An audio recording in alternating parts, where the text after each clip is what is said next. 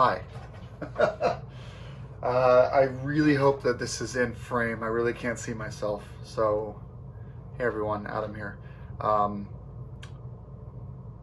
Geez, quick video. I haven't been drinking. I've just been really frazzled lately because there's been a lot going on.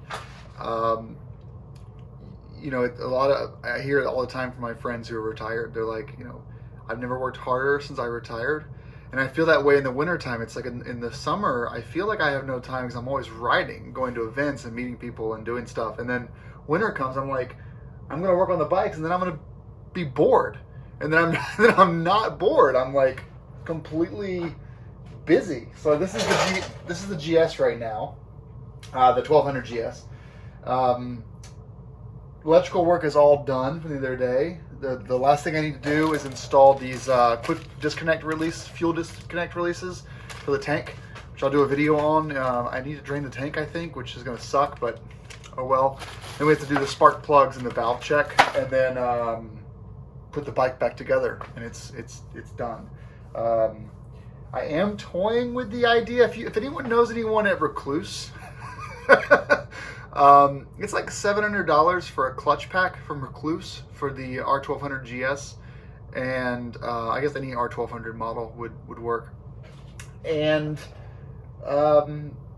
it's not the auto clutch; it's just a clutch pack. It's supposed to send more torque to the rear wheels and last longer and yada yada yada. This thing doesn't need a clutch; it only has 12,000 miles on it.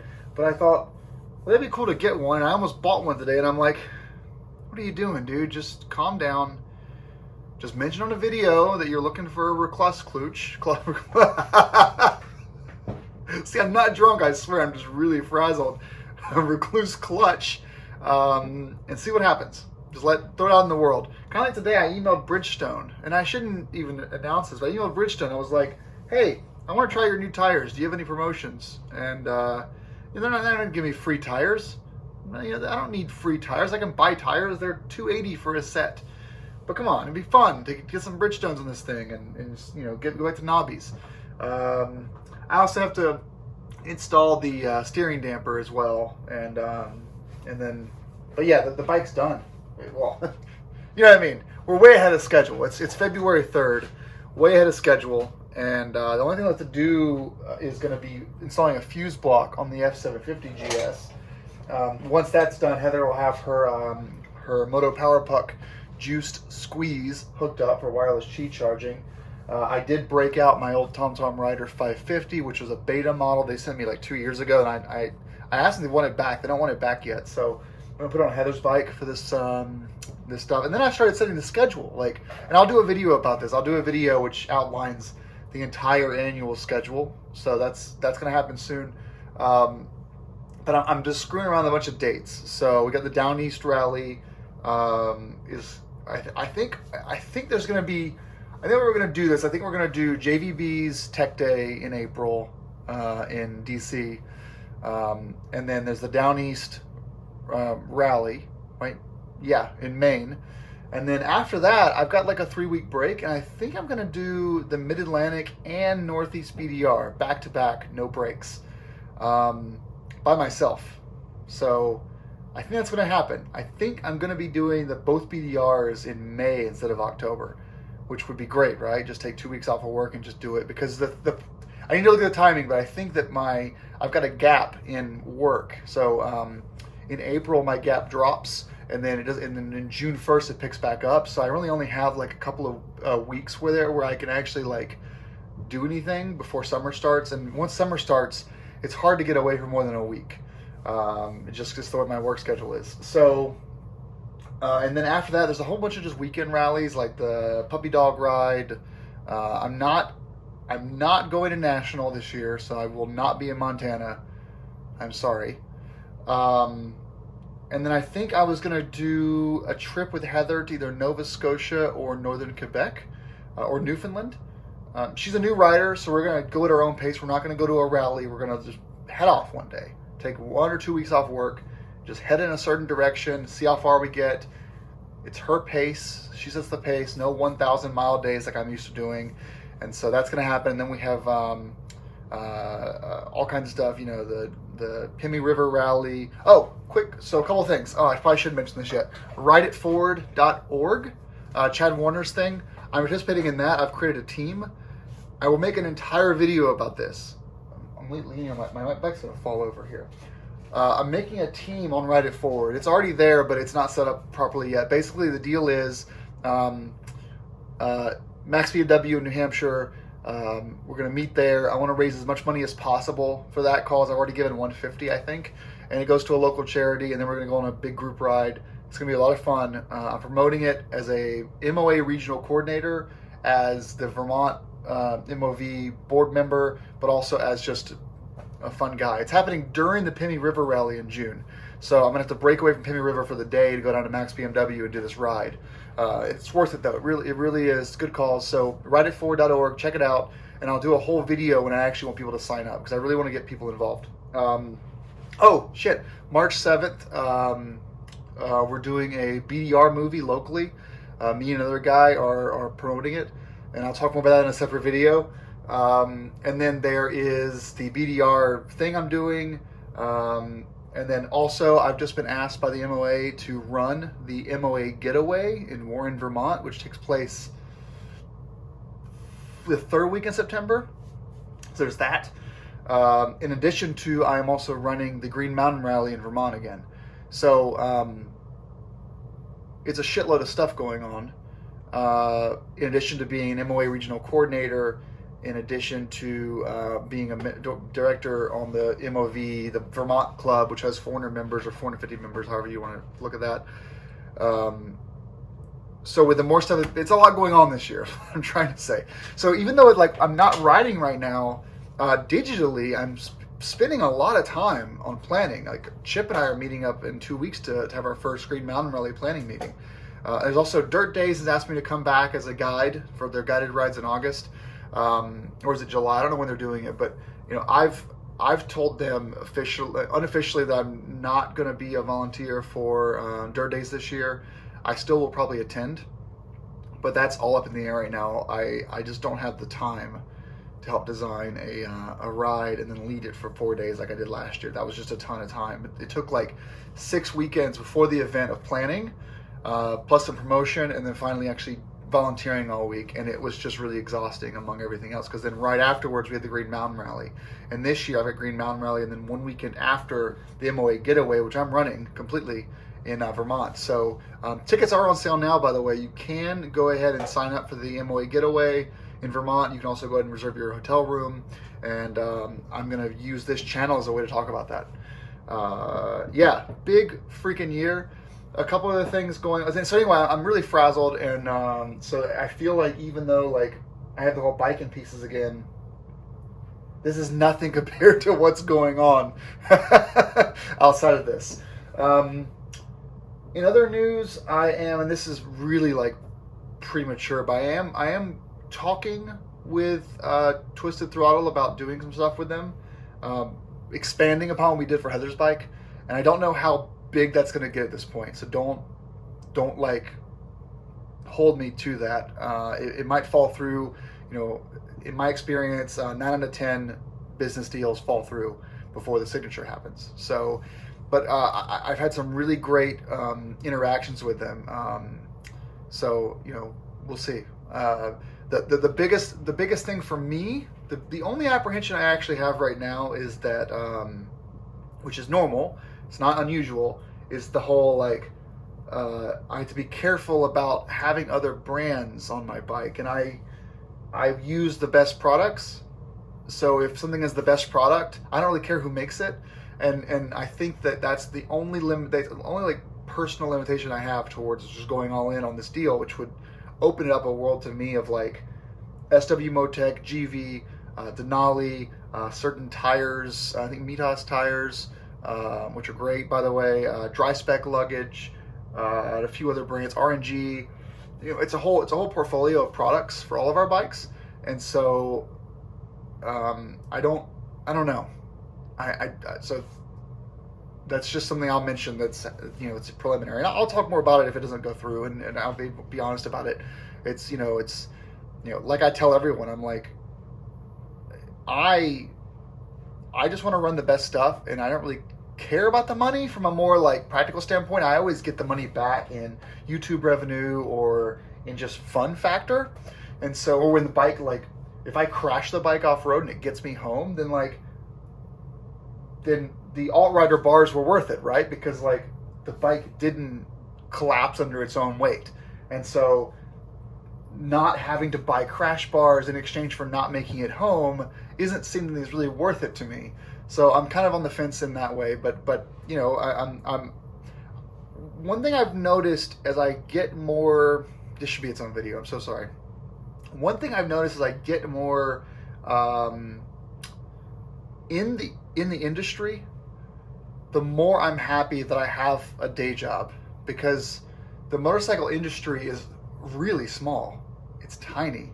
I mean, you're working with someone who you're working with someone at a company who is doing marketing, but they also have their own social media profile where they're marketing for other companies as an influencer, but they're also running marketing for this company as a manager.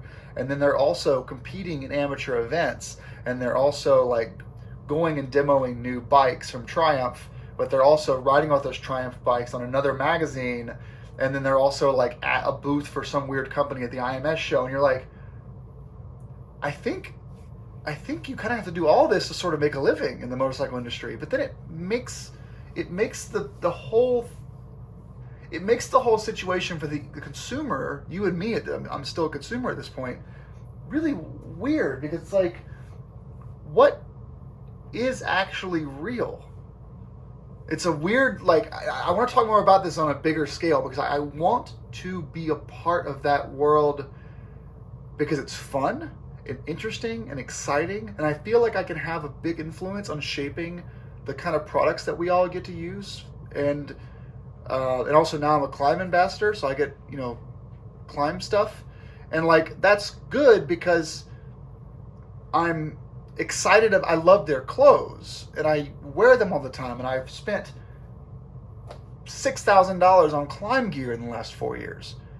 And so I told them I don't really want a discount or free stuff. I just want a seat at the table to be able to provide feedback, like directly. They said, yeah, here is the person you email. This is your person. They're assigned to you, and you talk to them when you have problems. And like, that's what I want. I want to just be able to, hey, I did this and this happened. Here you go. Maybe you should fix this. And to be in that world where like, you pay your mortgage from motorcycling would mean that you have to almost like, can you actually truly share everything? Because you're no longer a consumer, you're a part of the industry. And so anyway, it's a weird thing I'm going through right now. There's a ton of stuff coming at me from all over the place. So Klim is new, Twisted Throttle is new. In the past, I've got Alt-Rider and Jesse Luggage, you know, and a few other companies, and Sargent is another one. You know, so I don't know. It's a weird thing to be in the middle of, but I'm excited about the possibility of just having more videos for you guys. But I'm trying to tailor every ambassador sponsorship agreement into being serving you, the consumer, which I still am. And if we're not all getting better products and we're just lying to ourselves and we're just trying to sell shit and we're full of shit while selling shit, and the products aren't getting any better because everyone just wants to pay their bills, that's not really an industry that I want to be a part of as an influencer or ambassador or whatever the fuck you want to call it.